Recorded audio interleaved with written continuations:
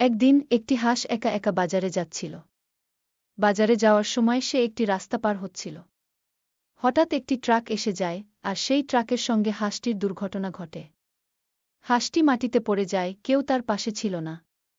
ঠিক তখন একটি বিড়াল রাস্তা দিয়ে হেঁটে যাচ্ছিল। বিড়ালটি দেখতে পেল হাঁসটি আহত অবস্থায় মাটিতে শুয়ে আছে। দয়া ও সহানুভূতি নিয়ে বিড়ালটি ছুটে গেল হাঁসটির পাশে। সে হাঁসটিকে নিজের কাঁধে তুলে নিয়ে নিজের বাসায় নিয়ে গেল। বিড়ালটি হাঁসটির যত্ন নিল, তাকে সারিয়ে তুলতে চিকিৎসা করল। যতদিন না হাঁসটি পুরোপুরি সুস্থ হল, বিড়ালটি তাকে ভালোভাবে আগলে রাখল। অবশেষে একদিন হাঁসটি সম্পূর্ণভাবে সুস্থ হয়ে উঠল। বিড়ালটি খুব খুশি হল। হাঁস ও বিড়ালের মধ্যে গড়ে উঠল এক গভীর বন্ধুত্ব। তারা একে অপরের বন্ধু হয়ে গেল।